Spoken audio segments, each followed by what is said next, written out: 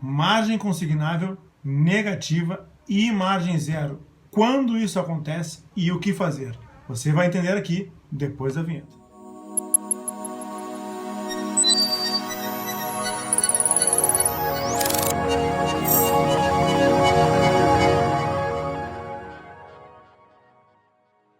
Olá!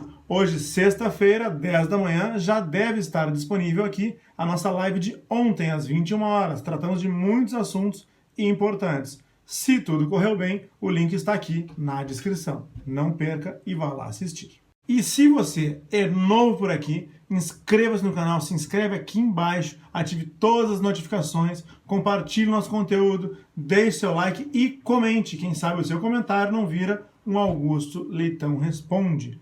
Passe nas nossas redes sociais, nossa página no Facebook e o meu Instagram, @Augusto Leitão. As nossas informações todas estão no nosso site, augustoleitãoadvocacia.com.br. E faça tudo isso que eu pedi para que o YouTube entenda como relevante o nosso conteúdo, como relevantes os nossos vídeos e continue entregando eles sempre para vocês e para mais e mais pessoas. Vamos para o objeto do nosso vídeo de hoje? Margem consignável negativa e margem zero. Quando é que isso acontece? Quando a margem consignável das pessoas fica zero, perto de zero ou negativa, elas querem saber o que pode ser feito para liberar essa margem, para pelo menos zerar esta margem se ela se encontra negativa. Eu não vou trazer aqui nenhuma receita de bolo, nada de extraordinário. Quando a margem consignável das pessoas chega a zero, próxima de zero ou até mesmo negativa, elas ficam muito ansiosas, muito nervosas, tentando resolver isso da melhor forma possível, sem se endividar novamente e sem se comprometer, de repente, com alguma instituição duvidosa. Precisamos entender primeiro o que é margem consignável. Margem consignável é um cálculo que é feito todos os meses, tomando as informações dos contra-cheques do mês anterior, do sistema de pagamento de cada órgão, que alimenta o sistema de consignações. A elaboração da margem consignável ela passa por duas etapas. Uma etapa de processamento eletrônico e uma outra etapa que envolve pessoas que verificam eventuais erros e corrigem eventuais distorções. Sabemos que servidores públicos podem comprometer 35% de sua margem, restando 65% do bruto, que é o que eles devem receber, e militares e pensionistas podem comprometer até 70% de sua margem consignável, devendo receber pelo menos 30%. Essa previsão está na medida provisória 2215, no artigo 14, parágrafo 3º, que diz que devem ser pagos ao militar pelo menos 30%. Sempre foi o entendimento da administração pública e é pacífico nos tribunais do nosso país que as pensionistas também têm o direito a receber estes 30%. Então, se eu tiver, por exemplo, um militar que esteja recebendo apenas os seus 30% e ele esteja com 70% de sua margem consignável comprometida, ele terá uma margem zero. Da mesma forma que um servidor público que esteja recebendo 65% dos seus vencimentos e esteja já com os 35% de sua margem consignável comprometida, ele também terá margem zero. A margem consignável pode eventualmente tornar-se negativa. A margem consignável estar negativa não quer dizer estar recebendo menos do que o mínimo legal, menos do que os 30% para militares e menos do que 65% para servidores. Quando, eventualmente, a margem já está em zero e ingressam novos descontos obrigatórios, por exemplo, uma pensão alimento, uma pensão judicial, uma nova contribuição por lei e que não estava prevista anteriormente, essa margem pode tornar-se negativa.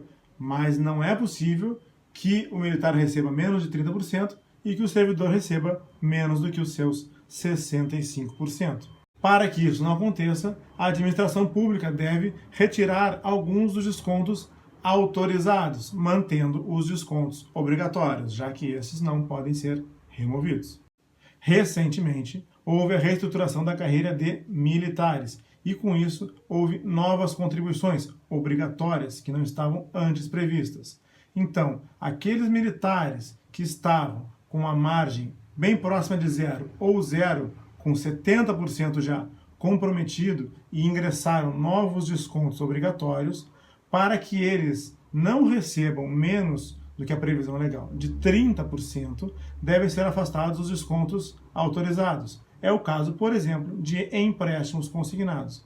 Mas aí, quando esses empréstimos são afastados e acabam caindo para estoque, essa margem que já era zero, com os novos descontos, ela vai acabar ficando negativa.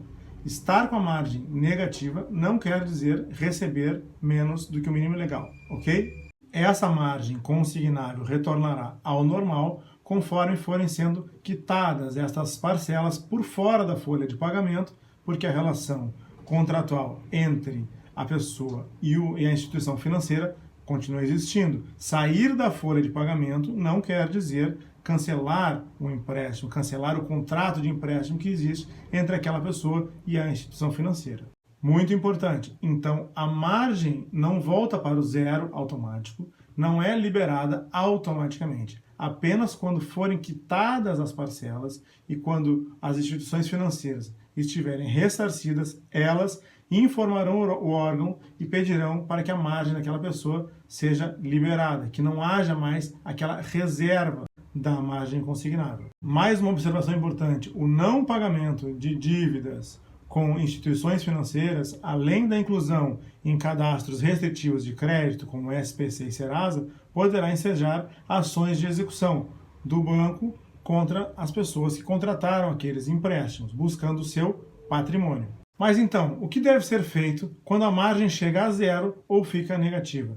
Primeira situação, a pessoa deve se conscientizar que se a sua margem consignável chegou a zero ou ficou negativa, sua situação financeira logicamente não está bem. É importante que a pessoa veja exatamente o que houve, por que ela chegou nessa situação, se há, por exemplo, gastos a serem cortados ou substituídos e evitar novos comprometimentos.